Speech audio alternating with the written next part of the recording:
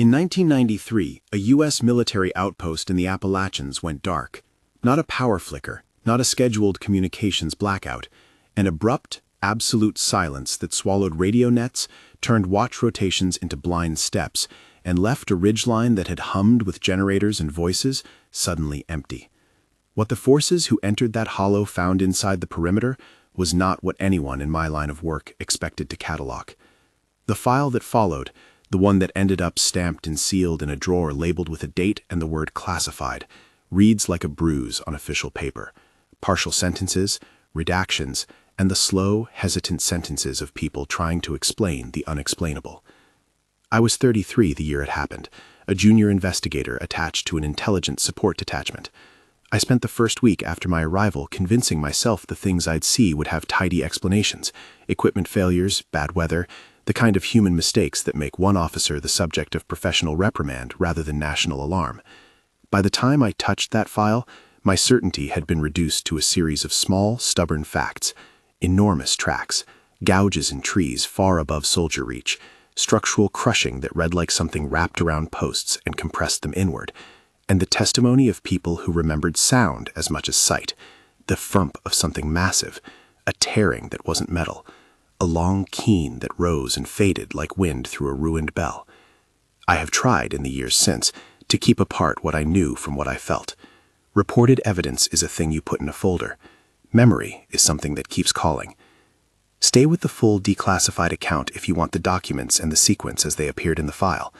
I will tell you what I heard, what I saw, and how the institution I served decided, with official weight, to close the lid. The base sat on a shoulder of ridge that fell away into hollows and rock outcroppings, a scatter of prefabricated billets, antenna towers, and a loop of perimeter fence that followed the rise and fell of the land. The Appalachian hardwood there takes on a kind of density in late autumn. Beeches and oaks interlocked like the seams of a roof, moss clinging to the north side of every trunk, and fog that sits in the holler like varnish. The site's purpose, in official terms, was routine: a radio relay and signals monitoring post, a listening ear for training ranges and military traffic running up and down the eastern seaboard. It hosted a small, tight-knit complement, less than 24 on most rotations, maybe 40 when a training cycle bolstered the roster. They knew the woods. They knew how to live on a ridge that could be cut off by a single storm. They expected wildlife, bad weather, and the occasional miscreant who threaded the fence for a dare. What they did not expect was that something the locals had long cursed in whispers would be called into the center of their perimeter. The locals, miners, hunters, women who'd grown up in hollers whose names don't show up on most maps, had their stories, as any place like that does. A man I met in the diner in a nearby county seat, whose hands still smelled of old coal, and who introduced himself before I could ask, said, "We don't name it for company folk. You don't bring that down from up there." Another, an elderly woman who lived alone in a clapboard house whose porch sagged like a tired spine, told me, almost apologetically, that the ridgelines had a memory. "They don't like to be walked on," she said, "not at night." The detectives who came before me recorded those pieces as folklore, footnotes at the edge of a report. Once, in a briefing, a colonel in command dismissed the local warnings with the sort of polite, absolute tact that passes for skepticism in uniform. The colonel's words were kind but firm. "We do not base operations on myth." That was before the perimeter lights failed. That was before the first leash of wire was slack, the first watchman didn't come on his net, before someone drove up to the gate to find it empty like a moth-struck yard. Our initial report is clinical. It has dates and times and signatures. It says, on 11 November 1993, at 0317 local, automated communications and monitoring stations registered an unplanned cessation of outbound traffic from Site Delta 9. Local distress nets received a single partial transmission. Recovered audio states, quote, "Heavy interference. They took. Signal lost. Ground reconnaissance arrived and reported no movement within fenced perimeter. Personnel accountability incomplete." There, between the lines, is the first bruise, the words unfinished, cut off by static and then silence. Anyone who has stood at a radio can tell you how a voice sounds when it is reaching through fear. The clipped words in that file still read like a hand pressed to a mouth. We found the first signs on the road to the gate, a pair of tracks leading over the gravel shoulder that continued into the broken ground, oval impressions set into churned mud. They were not the shape of any boot I've seen. They were an impression of weight, like a vehicle had set down, but there were no vehicle parts. I remember kneeling because that is what you do when you are trying to suspend disbelief. Drop down and look closely at the thing your eyes refuse. The tread was a pressed circle ridge, the kind of pattern that might suggest a sole, but each impression measured, by my hand in a simple tape measure left in that file, greater than 2 feet in length. 2 feet, bigger than a stock-laced combat boot, larger than any hunting boot, large enough to make you think of feet that might foot a human if you thought of humans as giants. Then we found the prints. I wish I could make that sentence colder, but it won't be. Sergeant Miller, tactical, 40, a man whose face holds a lifetime of sun, bent over those depressions and muttered a thing like prayer. "This ain't natural," he said, which in military parlance is less a superstition and more a practical observation. It doesn't match the animals. It doesn't match known sources of damage. The sergeant's hands came away smeared with the same dirt that dusted the hair of the road. In the file, his handwriting is there. Prints appear to be bipedal and ambulated in single file from east to west. Stride measured approximately 6 to 8 feet variable. Depth suggests mass and weight distribution inconsistent with tested anthropoid benchmarks. That sentence is boxed with underlines in our copy of the report. Benchmarks. I knew the word then in its clinical sense. I know it now with a readiness to hedge. The forensics team later recorded samples of residue taken from the prints and labeled them organic matrix, indefinito, because the lab could not determine a match in the databases they used. They did not say hoax, and they did not say natural. They said indefinito, which in an official lexicon reads like a soft admission of equipment limits. We moved along the perimeter in an orderly sweep at first, the kind you learn in training. Cones of light, overlapping fields, hand signals. At one guard shack, the metal door had been peeled outward, as if something had either forced its way through the frame from the inside or pressed the building around it like someone squeezing a tube until the metal folded. The radio in that shack sat on its charger, cables intact. There were no signs of return fire near the doorframe. That physical incompliance, the way the world was bent rather than shattered, was the first strange grammar in a growing sentence of evidence. I have reconstructed certain sequences so many times that they feel like routines I once performed. Around 05:30, the first bodies were counted. The medic's note is short and blunt. 3 deceased, primary trauma blunt crushing, 2 missing. I will not linger on descriptions of the bodies. The file is careful in this as well, and the file is right. It notes that trauma patterns were inconsistent with ballistic entry and with predation. It mentions that some wounds suggested vertical force applied in a manner unlike animal attack, as if the violence contained a vertical reach humans did not possess. There are sketches in the forensics packets, shapes recorded in shorthand by tired technicians who were still trying to translate the physical into language. These sketches are later redacted in the archived copy, a white block of paper over black script. By mid-morning, a sweep of the barracks revealed more anomalies. In one sleeping bay, racks that had been bolted to the floor were found crushed into a moon of broken plywood, as if something had stepped directly on the central support. In another, the watch rope, a heavy braided line used to call immediate attention, had been severed, fibers frayed and pulled up as though something had bitten through a rope made of human hands. We recorded the sounds of the guards, though not all those voices are in the official record. Lieutenant Walker, young, eyes bright with training, the sort of officer who still believes procedure and paperwork could protect men from whatever the world throws at them, told me later he remembered a noise like a tree being ripped out by the roots, and the way it made the night slow down to the rhythm of impact. He kept repeating that phrase to us like a litany, as if saying it might anchor meaning. The camp's generators bore marks that suggested compression and later-wise clambering. There were gouges high up on the trunks of an old sycamore that flanked the mess tent, gouges that measured well above the reach of a man, oak bark shredded in arcs as though a hand or a limb had been dragged downward with precision. We found claw-like displacements on metal sheeting, long parallel rips consistent with long digits or talons of some sort, or perhaps with no biological analogy at all. Forensics took samples. The lab notebooks say, fiber and sap embedded in metal wound, indefinito. We had more than physical traces. We had witness testimony. I conducted interviews on the ridge, on folding chairs that had never been designed for the bones of Wren carrying cold that far north. The stories were consistent on detail, divergent on interpretation. A perimeter guard named Ellis described something large moving between the stacks of supply pallets at the dark of night. It walked like it was testing the ground, he told us, slow, like it was checking for broken planks. He said later he saw a thing with a head higher than the fence line, and that its skin looked damp with moss. Whether Ellis meant moss literally, or whether his mind was casting the damp of the woods into the shape of a creature, I cannot tell you. In my report, I cataloged his statement with the appropriate caveat: eyewitness observation, subjective sensory description. We tried to treat the event as a standard security breach. Orders were given: survey and secure, bring in a larger unit, attempt to account for missing personnel, call for aviation to overfly and illuminate. Those are the actions you take. The problem was the breach did not behave like a human or animal intruder. Defensive positions showed evidence of tactics that suggested reconnaissance and knowledge of military deployments.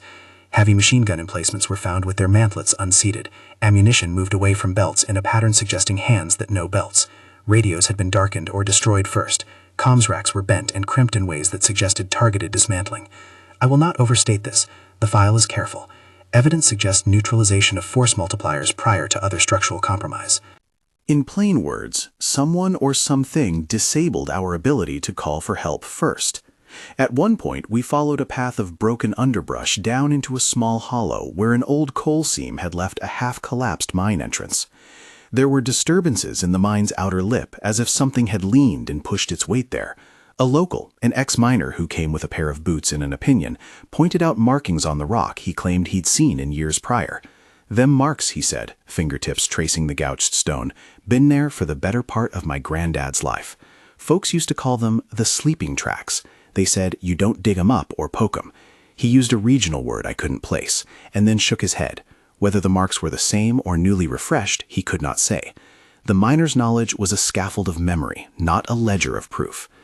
We took photographs, measurements, soil samples, and audio. We logged the rotation schedules and duty rosters.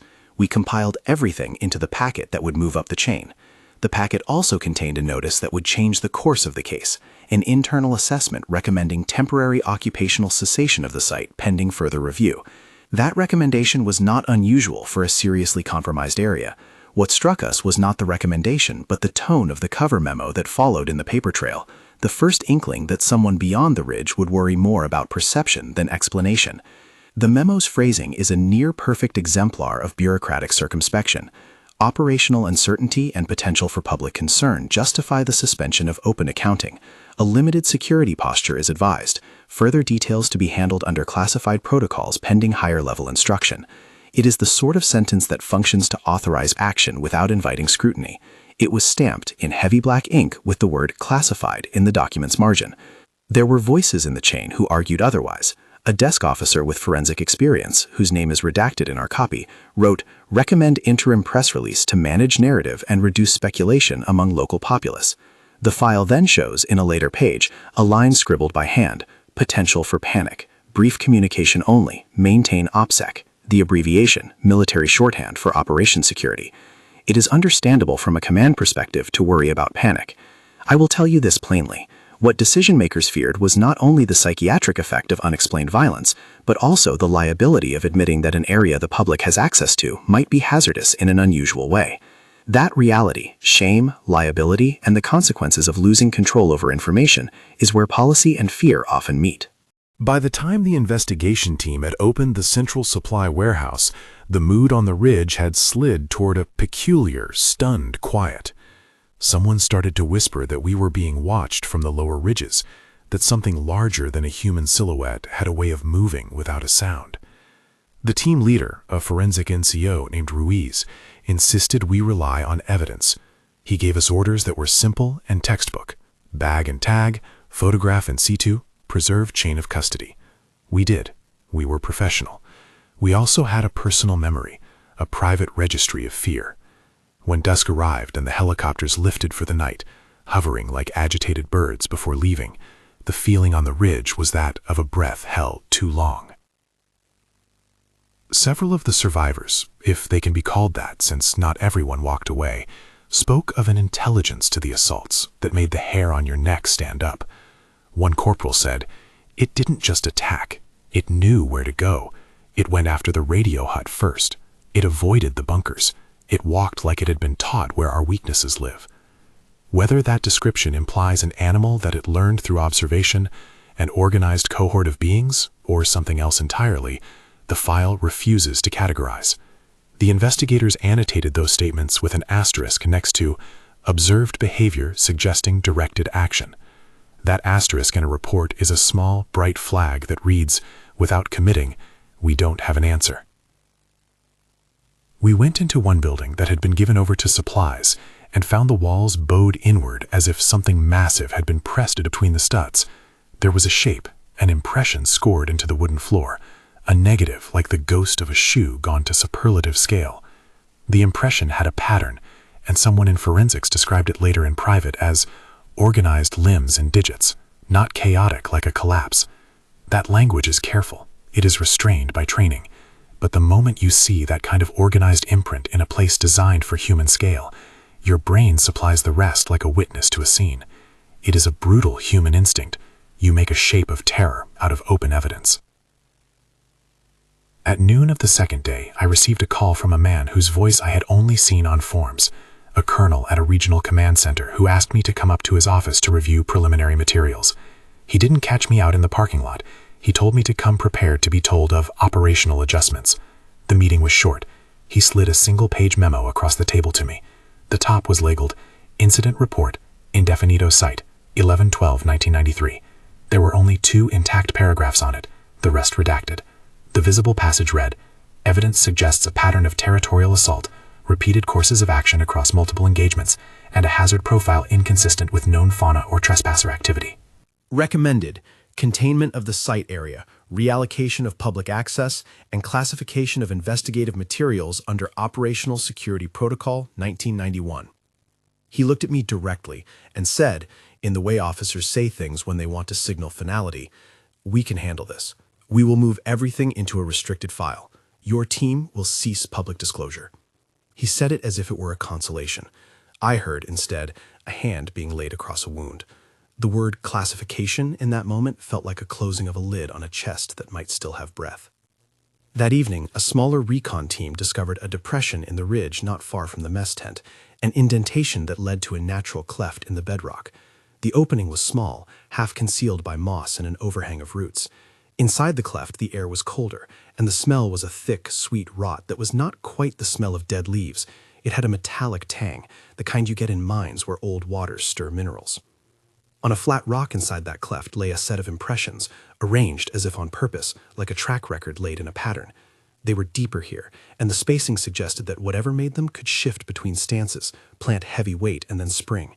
Something in the way the marks curved around the inner lip gave the impression of watching, not that the prints themselves saw, but that their arrangement preserved an angle, as if the maker had paused to look back. We took pictures, we took samples. The lab work on those samples returned with the kind of clinical humility you come to expect: particulate matter of unknown composite, collagen that didn't match database entries, and a mineral abrasion pattern on keratin-like fragments marked indefinito, possible organic. In other words, the thing that left those prints left traces that our established science couldn't reconcile. One of our pathologists, a man named Harold Finch, who had spent a long career with the Marines testing trauma, wrote in a margin note, "Pattern inconsistent with ballistic trauma or known predator seizing, vertical tissue disruption above normal cadaveric reach." I have told you technical things because it's how the file reads, precise observations that point away from easy explanations. But something else happened that the file could not hold. That evening, on the ridge beneath a crescent moon that painted the tree trunks a kind of pewter, someone began to play a harmonica. There is a story about the Appalachian night and what music does to it. Music puts voice into silence. I remember the slow, minor key of the harmonica thread through the smell of pine and cold embers. It was Sergeant Miller. He sat hunched over, his uniform unbuttoned, jaw working as if to chew the air. He told me quietly, "When you live up there long enough, you learn not to anger what sleeps under your boots." He said it not as superstition, but as an acceptance. You can live beside it, he said, and you can pretend it don't mind you. But when it moves, you see it's been watching your tracks like a ledger. The following morning, a line in the file would be annotated: local witness corroboration, elder testimony of pre-existing marks and unusual sounds in ridge area, historical complaints of livestock disturbance, indefinito. In other words, the locals had been reporting problems for years, perhaps decades, maybe generations. The military had not engaged with those stories, except in the form of a polite written footnote. The difference between a local and a military posture is often one of temporality. The local inhabits a place and integrates its myths into daily life. Institutions come, do a job, and move on. That mismatch matters. Then the base commander convened a series of classified briefings. The audio of those briefings exists in the file as transcribed minutes, heavily redacted. What is left is a nervous efficiency: preserve security, limit civilian awareness, containment measures, avoid speculation in public domain. There were also notes, short, precise, and unnervingly pragmatic, on options that were not recorded fully. At the conclusion of the first week, the command's decision was formalized to suspend civilian access to the immediate area and to move the incident materials into a restricted file. It is important to underline that the decision to classify was not in the record, made in a surge of panic, but rather as a pragmatic exercise of operational control. Whether that made it more or less defensible, I cannot say. What the file did not justify, and what I remember with a clarity that brings its own thin private guilt, were the small human things that got left undone. The families of 2 missing soldiers were told, at first, that their kin were unaccounted for following operational disruption, a phrase so soft it could be carried on any wind. Weeks later, after the chain moved from local command to regional, those missing were declared KIA, killed in action, with the cause listed as unresolved hostile action. The word hostile is a contingency that in those forms can hold anything, and then nothing. I have met the widows and siblings. Worse than not knowing is the feeling of being actively closed out from the explanation. That is a ghost the official file does not address. We continued to follow the evidence into a week that began to feel like a year. We tracked prints that led away from the site into denser timber, where the shadow of ridgeline falls longer and the underbrush grows as if to reclaim. The trail crossed over an old logging road and then disappeared into a slope where the roots of the earth are visible and the wind has a different way of moving. At one point we found a stone that had been stacked with care. Someone, or something, had arranged flat stones into a cairn at the lip of a ravine, a stack of marks as if to say, here we step, here we rest. That human instinct to mark a place intersects darkly with the instinct to trespass. To discover something that has been left as a sign by an other can be an invitation or a warning. The locals called those cairns watchstones. I asked one miner why they were there, and he only shrugged, so's you know when to look away. Self like the skin of an animal. The pattern in the fold suggested that whatever folded that metal had done so deliberately, crimping the ridge as if to test the sharpness of it. When we placed a light under the uneven edge, there were traces of something like hair, coarse, dark, and with a sheen that caught the lamplight. The lab later logged this as keratinous fragment, indefinito, submitted for further testing. Those late results would never be released in public. They remain behind the black bars of redaction in the copy we carry. I should end this sequence somewhere tidy, but tidy is not what came next. Instead, we reached a moment in the investigation when the documentation and the instincts of command began to diverge. A preliminary intelligence summary sent upward contained a line that read, "Pattern indicates possible territorial non-human threat, recommends extended neutralization operations and controlled limitation of access." That summary, written in clinical tone, would be folded into a larger packet that ended with a directive from a higher headquarters to classify the materials, citing operational security and public safety. The classification did not assert a cause, it asserted control. The last pages I will recount in this part are of the day the small recon party pushed into a hollow that housed what had once been a hunter's cabin. The cabin had been torn in a way that looked less like an attack and more like someone had opened a wound and leaned something through the gap to taste the air. There were claw marks on the rafters, high and parallel, and a single eye tag from a service member entangled in moss on a beam. We took photographs as if we could freeze things with film and then put them behind chain of custody. At the edge of that site, in the shadow of the cabin, was a track pattern that moved from the brush into a cave opening not large enough for a man to enter upright. The prints marched in, then formed a semicircle in the dark that suggested an intent to look around the entrance out into the open. Within 48 hours, a cable came down the line, typographically simple. Order, move to classified handling. All further media and civilian access suspended. Personnel reassignments and silencing forthcoming. The word silencing does not appear in the document. That is my choice of syntax. The memo's original phrase was bureaucratic and antiseptic. Personnel will be contained to operationally necessary reporting channels. But the impact was the same. Men who had tried to explain what they saw were reassigned to duties far from the ridge. Some were given desk jobs. The families received summaries. The site itself, as the months rolled out, was abandoned to the elements and its perimeter to the rot of inattention. The file that collected the reports was placed under seal. It was stamped with a date, and the final notation in that part of our copy reads, "Continued research authorized. Sensitive material, handle per directive." The classification did not solve the problem. It merely made the problem private. If there is a moral calculus to that decision, it is hidden behind the same redaction blocks that hide the signatures of those who authorized it. We left the ridge. The perimeter lights went dark. The road closed with a gate and a sign that read in stenciled letters, "Restricted Area." People in the nearest towns told stories that grew in the telling.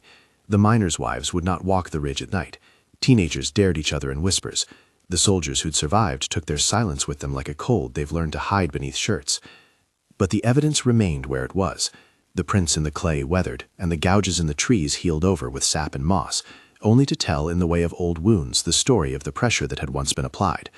That is where the classified file becomes a seal not only on documents, but on an area of country that had, to an extent, been declared off the record. I sat up late that night after the written orders came down and read the packet again, looking for a rationale I could wear as armor. There, between redacted lines and formal templates, was a note, scrawled in a tidy hand that matched a name later blacked out, which said, almost as an afterthought, "Recommendation, maintain classification to avoid public hysteria and to allow controlled scientific inquiry." The phrase "controlled scientific inquiry" sounds like a promise. In practice, it was a way to keep a lid on scrutiny. What I carry from those days is cataloged in two ways: the formal archive of reports, stamped and boxed, and the private ledger of memory that will not be stamped away. In the mornings, I go over both and feel the same low ache. The family of a missing corporal will ask you in a small room in a town hall or a church basement whether the government knows what took their son. You want to be able to hand them the file and say, "Here, read it, judge it." Instead, you hand them a single sanitized paragraph and a curt condolence letter. I have watched that compassion fail at the edges. People need stories they can hold in their hands. The classification changes that. When I left the ridge, there was one image I could not shake: the semicircle of prints at the cave mouth, the way they curved like an audience looking outward. It was as if whatever made them had paused to look at us, and then, for reasons we never understood, had turned its attention away. The file gives no explanation for the pause. The forensics returned with indefinido. The local lore returned with warnings. Command returned with order. And then, as the paper trail grew, the highest level notation in our copy of the case file was a single directive, framed by lines and stamped in heavy black: classified, handle per policy. Below it, a line we preserved in our copy because it was written in a hand that could not be redacted, read, "Leave the land to itself." That is where I will leave you for a moment, with the trail running dark into a cave mouth and a file that presses its thumb on the truth. The ridge did not resolve itself into an answer that could be boxed nicely into the categories our databases like. It instead sat like a question in the field, and the decision that followed, classification, was less an answer than an act of containment. We did not know then whether containment was protection or concealment. The next thing that happened changed the course of the investigation, but it is a thing that deserves its own space to tell. It involved a witness we had not expected, a set of photographic evidence that refused to come clean, and a message in the margin of the file that would force a choice between transparency and silence. The next thing that bent the investigation into a new shape was not a memo or a lab result, but a man who arrived at my door carrying a cardboard box and the look of someone who had decided any embarrassment was less dangerous than silence. He called himself Hayes, state wildlife warden, and he had been out on a routine predator survey the year before we'd ever set our perimeter lights. He wore a jacket pocked with cigarette burns and a cap that had seen too much sun. He spoke slowly and without flourish, the way a man who has made his peace with hard things tells a story: plain, relentless, and impossible to ignore. Inside the box were photographs, old Polaroids and strips of 35mm, their edges curled, the emulsion flaking around the sprocket holes. "Took these in '92, up off the Bats Hollow Road," he said. "We don't talk about them much, 'cause folks call you a liar if you do. But I kept them. Figured some of you military types might like a look." He handed me one image first, grains like salted paper, a wash of gray where a stand of trees rose from fog. Near the bottom, half beneath a fallen sapling, a faint, long print sat in soft clay. It was recognizably like the impressions we'd cataloged on the base: a heavy, rounded heel, a forward taper, and an outline something like a human foot enlarged and deepened. On the back, Hayes had written, in ink already faded, "Saw this same place eaten at night. Livestock gone, dogs gone. Don't go up there after dark." We photographed Hayes's photos and logged them into evidence. The paperwork would show them moving through the same chain as everything else, bagged, numbered, and sealed. But the thing films do for a human witness is different from the thing a chain of custody sheet does. A photograph is an act of seeing made by someone who chose to look. Hayes's face, in the worn snapshot where he had left boot prints on a soggy path, carried an almost guilty awareness. He had been too late once, he said. Heard something on the ridge, went up to have a look. Heard a thump, like the earth taking a nap. Ain't seen nothing since but tracks. The lab did what labs do. They digitized the film, enhanced, ran spectral analysis on the emulsion, and compared markings to known print patterns. A forensic photographer extracted a negative that, when inverted, revealed a silhouette that set half the team into a quiet that felt like prayer. It was not a doubtless picture of a monster with teeth and claws. It was a shape, long-legged, shoulders down-tilted, a head that seemed low and broad. The contour of the shoulders merged into the tree line. A patchy image where the contour crossed the fog revealed an anomalous sheen, an optical artifact which could be nothing more than light play or could be something like wet skin catching the sun. The lab's note read, "Silhouette present. Object scale approximates 2.5 to 3 meters at distance estimated by focal length. Photographic artifacts require physical corroboration." In other words, the photo suggested scale, but the numbers alone were not proof. We followed the paper trail of that focal length until the lens told a story greater than the image. The camera Hayes used was a basic field model, the kind game wardens lug around, and the film batch was commercially produced and developed at a small-town lab with no history of manipulation. The lab's chemical log was clean. A forensic chemist, one of those people who can tell you the year a photo was processed by the smell of the fixer, wrote in a margin, "Emulsion consistent with manufacturing of period. No signs of deliberate alteration by standard photolab means." That line was both an exoneration and an invitation. If the photo was not faked in a lab, then either something lived in front of Hayes's lens, or something in the hill replicated the look of such a thing. That is where the refusal to come clean began. When you tighten the chain of custody and apply technology to images, anomalies multiply. We had Polaroid artifacts and 35mm negatives. We had a thermal readout from a training drone that had been flying a week before the outage and had recorded a heat pulse over the ridge. The thermal signature was in the drone log as a spike, a hot oval at night, one that did not match any recorded vehicular path, and that moved in ways the drone's operator described as conscious, meaning the heat source adjusted speed and direction in ways that read as intent in a human operator's mind.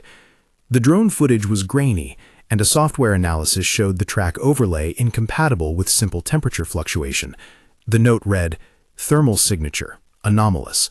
Motion vector suggests organismal locomotion inconsistent with ungulate or known large mammal patterns, indefinito." You could feel the room pivot when those codes appeared. Some people on the team wanted to bind every anomaly into the neat, comfortable box of hoax, because hoaxes have social closure. A hoax means motive, and motive reduces mystery. Others, fewer but louder at night, argued that the combination of physical prints, photographic silhouette, and thermal anomalies eliminated the "someone's playing tricks" hypothesis. The question then became not whether something inexplicable existed, but what to do about it. Policy, reputation, and the unglamorous mathematics of liability got to work on the margins of the file. There was a confrontation, I remember, between two officers in a small conference room that smelled of stale coffee and file dust. One was a lawyer, careful and procedural. The other, a deputy ops from a regional command, was blunt and practiced in the use of force. The lawyer argued for an interim statement, a measured public release that would acknowledge a security incident, offer condolence, and promise a full review. The deputy ops, pressing fingers to his forehead, said, "Do you want to start a mass exodus of hikers and hunters from an entire region? Do you want every politician with a microphone to camp on a ridge and make our jobs impossible? Operational security isn't just jargon, it's what keeps people alive." They did not talk about whether the phenomenon was real.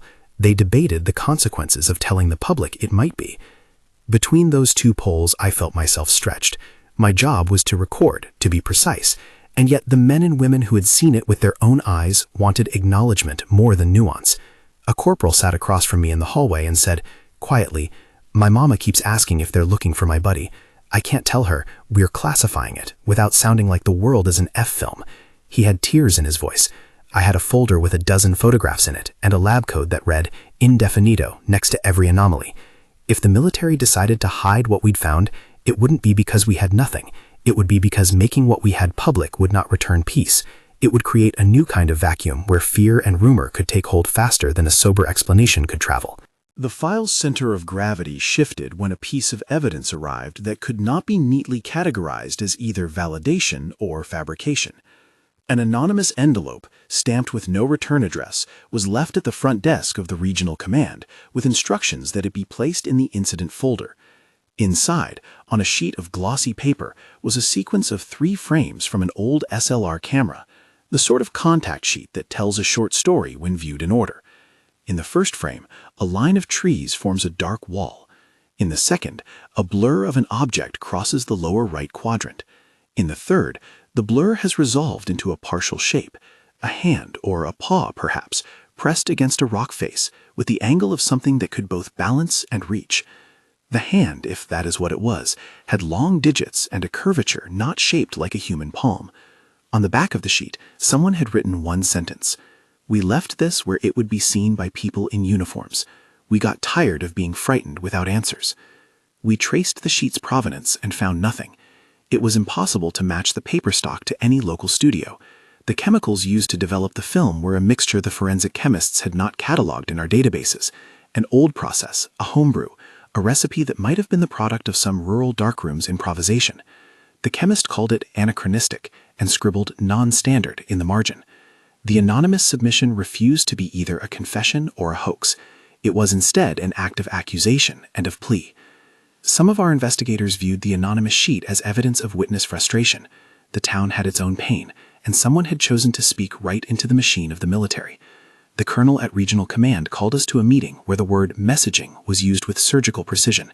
He nodded at each person in the room and said, "We now have an item that could, if taken out of context, ignite rumors we cannot contain. We are going to classify the entire packet under the guidance of Operational Security Protocol 1991 and review who needs to see it." He said it like a man stacking wood. Each motion was a deliberate layer of insulation. There were men in the team who wanted to defy that order. "If we sit on this, they die without explanations," one forensic tech said, voice hard. "Families deserve to know if some known predator is killing them or if there are gaps in our defense." The colonel looked at him, and for the first time since I had known him, I saw a fatigue that wasn't merely professional. "What happens when those explanations cause panic?" he asked. "What happens when the explanations are the worst-case scenario?" A silence settled into the room like dust. No one answered. "I want to tell you about the night we nearly lost the whole recon element, because it wasn't one thing that worked against us, but the accumulation of small, eroding decisions." We were running a sweep further down the ridge after the anonymous sheet arrived. The wind had a bitterness that cut through the layers, and the moon had the thin, hard look of a coin. A team of 4 moved through the skeleton of a logging road, black sticks of trees looming to either side.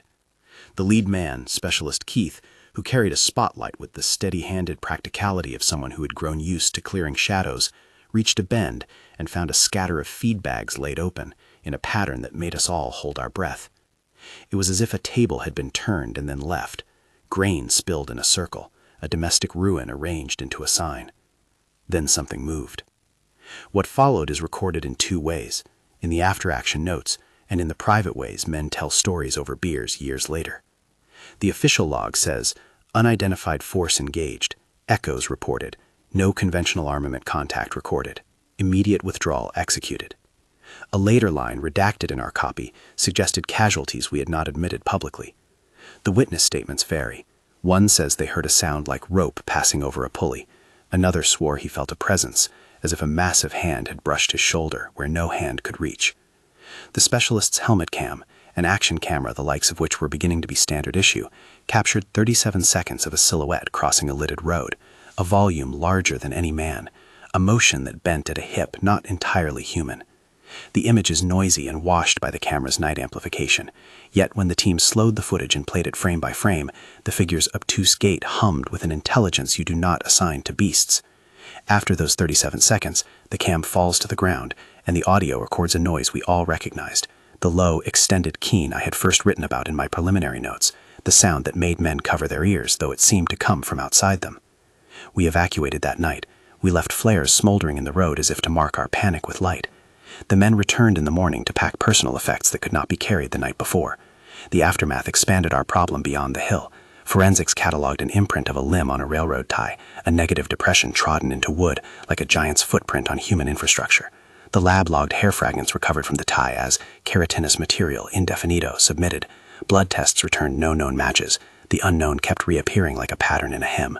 It was at that point, halfway between the open panic of being watched and the closed legalese calm of classification, that the highest level note appeared in the margins of the incident packet. Someone, apparently not content with bureaucratic circumspection, had taken a pen to the file and scrawled, in a handwriting as small as a scratch, "Consider psychological impact versus operational risk." Recommend classification and controlled study. Risk public panic. Note, potential for civil litigation and media amplification. Liaise with... redacted. Below that, squeezed into the thin white margin, was another line in a hand I recognized from the Colonel's memorandum. Classify, limit exposure. Families to be notified with sanitized summary. Keep investigational access to need to know. The scrawl was the hinge on which final decisions would swing. Upward in the chain, the packet traveled, and messages came back with the tenor of someone reading a map by darkness. They wanted containment. They wanted a procedure to prevent public hemorrhage. They preferred, in their language, to allow controlled scientific inquiry with the use of select teams and vetted researchers under non-disclosure. Another cable, this one blunt and typed with bureaucratic authority, arrived. Authorization, classified handling. All personnel reassigned per directive. Release control central. Refer media queries to public affairs. Families to be briefed with approved text only. For me, the ethical rub was not between openness and secrecy, so much as how you balance the human demand for answers against the state's duty to limit risk. I argued in memos, in emails, in the sterile meetings where men in suits recycled the word contingency until it lost meaning. I wrote, "Transparency is not merely disclosure, it is a trust-building measure. Without it, rumor fills the void." The response was procedural and patient. They pointed me to the legal calculus: indemnity, civil unrest, economic impacts on the region's tourism and property values. They also pointed me to something more primal, the possibility that telling the public it might not be safe to walk a ridge at night would change lives in ways the military did not see as its charge. We reached a point where the forensic results, the eyewitness testimony, the photographs, and the thermal data had to be translated into a single direction. The options boiled down to three: public transparency with curated data, a limited controlled study with select academic partners, or complete classification with minimal disclosure. Each option had its dangers. Public transparency risked panic and litigation. Controlled study risked leaks and the slow erosion of public trust if something seeded as inconvenient. Classification risked the most potent critique, that of secrecy for secrecy's sake, and the moral injury to families kept in partial darkness. The decision, as you know from the title of this account, landed on classification. I remember the room where the final directive was read. It smelled of coffee and old paper, and the sunlight slanted through metal blinds like a prison.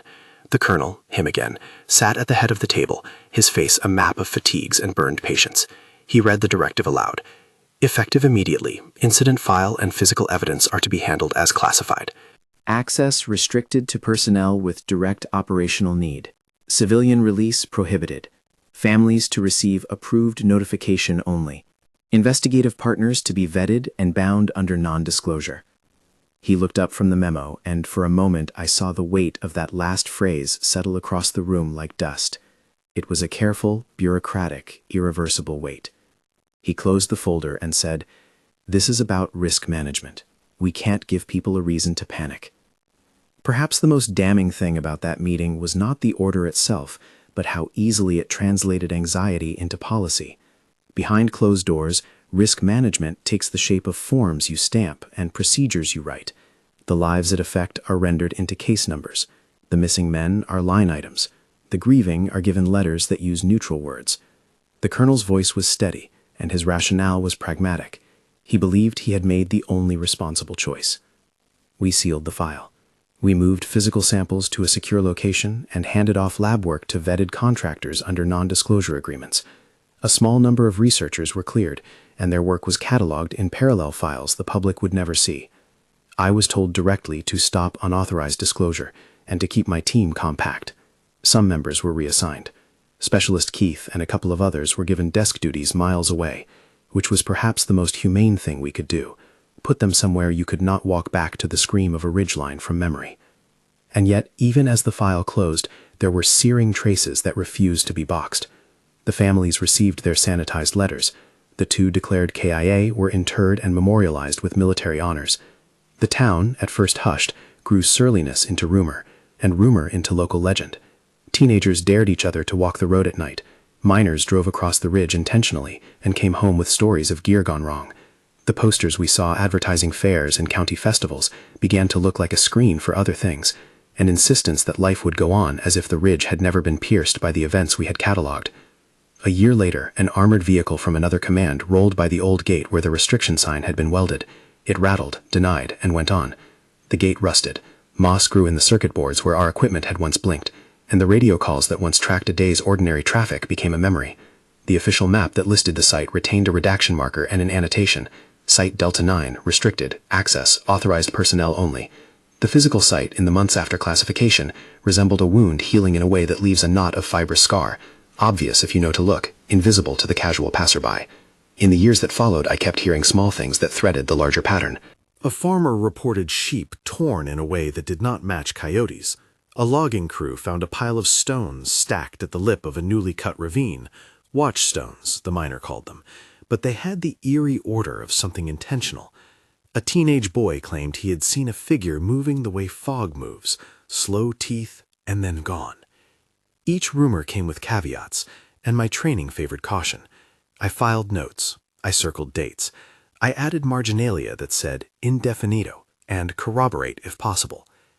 And then, 2 autumns after the classification, I received a photograph in a plain envelope postmarked from a county where I'd never worked.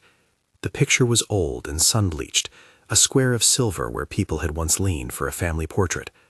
Folded into the margin of the picture was a slip of paper with a single sentence: "You left it there, we left a sign."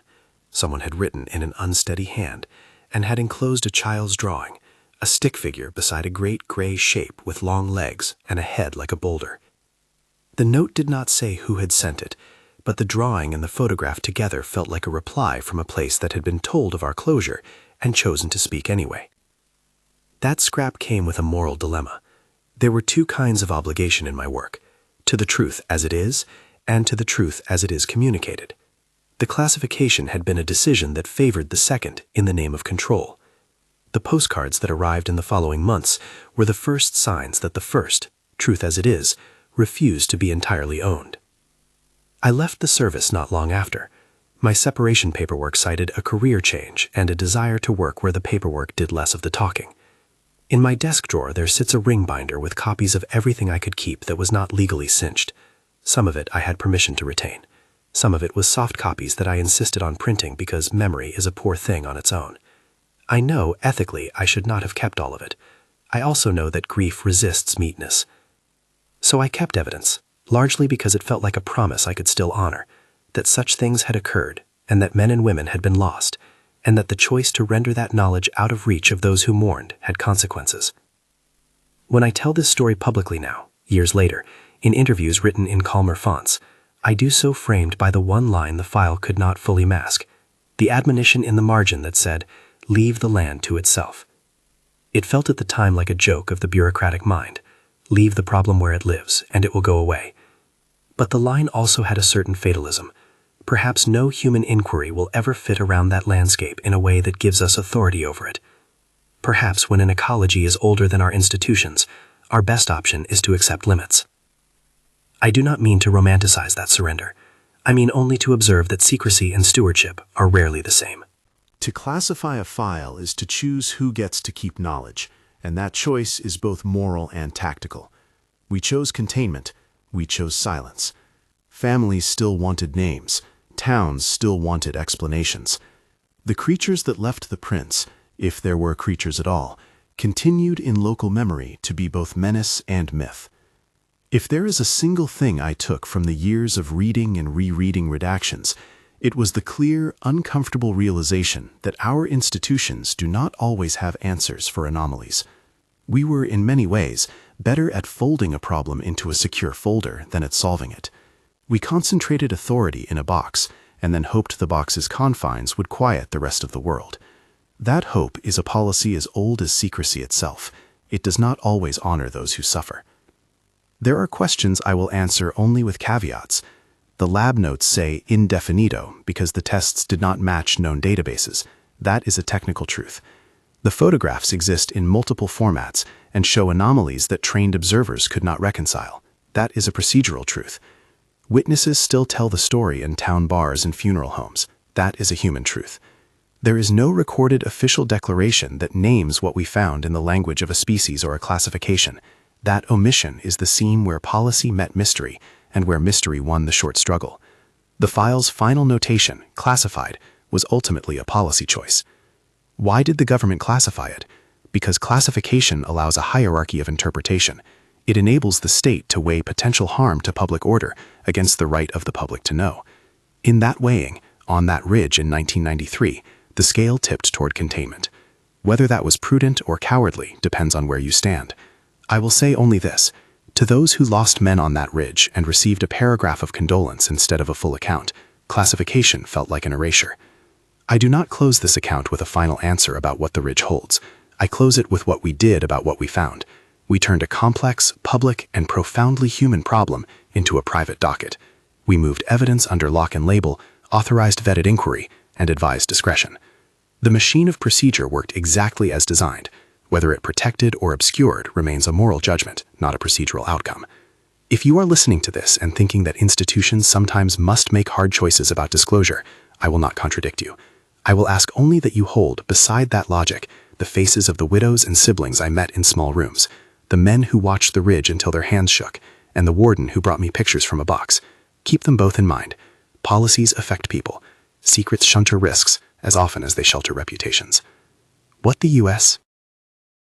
Military forces uncovered in the hollow of that Appalachian ridge in 1993 was evidence that refused easy categorization. Tracks larger than our boots, trauma patterns inconsistent with known predators, photographic and thermal anomalies, and witness testimony that spoke of intention rather than random violence. The choice made by command, classification, was a decision to manage information at the cost of full disclosure. It stemmed from a calculus of risk, liability, and public order. It also, unavoidably, made grief a thing to be moderated rather than reconciled. If you want to see the documents I have referenced, the redacted memos, the lab notes marked indefinito, the photographs that neither prove nor disprove, there is a companion dossier where I have worked with a small team to publish reproductions of the unclassified fragments and the marginalia we can openly share. That dossier is not a full reveal. It is a curated set of reproductions for the public record. I encourage anyone who cares about the truth to review them, to ask questions, and to hold public institutions to a standard that balances security with transparency. Finally, I will tell you what keeps me awake more often than the image of those semicircle prints or the memory of the harmonica on a cold night. It is the sense that some parts of the landscape maintain a kind of memory we have no jurisdiction over. We walked into a place with a set of tools and maps and expectations, and found something that did not fit them. The classification made that encounter private, but the ridgeline remained public. If there is a moral to be drawn, which I hesitate to assert as a single tidy lesson, it is this. When institutions choose secrecy over storytelling, the story does not die. It migrates into rumor and memory.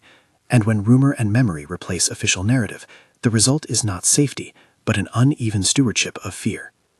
I have kept a photograph in my wallet for years, the faded Polaroid Hayes gave me with the long print in the mud. When I look at it, I do not see a monster or proof. I see a place where something heavy passed, and I remember how little we sometimes have to explain what we fear. The ridge is still there. The hole in the fence is still there, repaired at times and left to rot at others. The world keeps making evidence in ways we can measure and in ways that slip past our instruments. I offer this account not to conclude the matter, but to preserve the parts of it that the file could not fully contain, the testimony, the human costs, and the consequence of choosing to seal knowledge rather than share it. If you take one thing away from this, let it be that the decision to classify was not merely an administrative action, it was an ethical one. It affected living people and their right to know. It also shaped how a place, an ecology, and a line of lives would be remembered.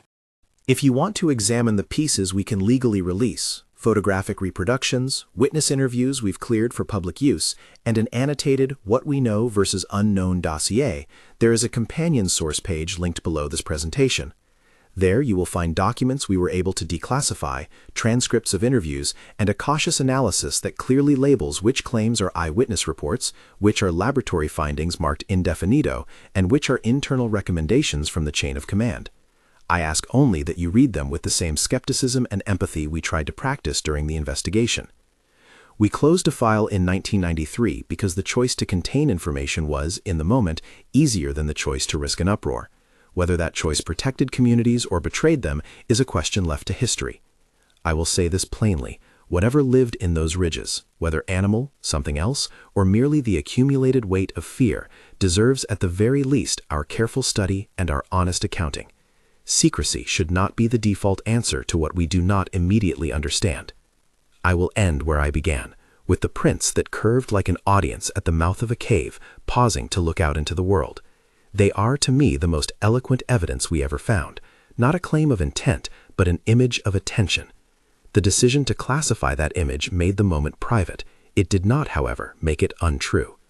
If you listen to the hills long enough, you will hear the sound of something that is old in a way we are not, and you will have to decide for yourselves what you do with the knowledge of it.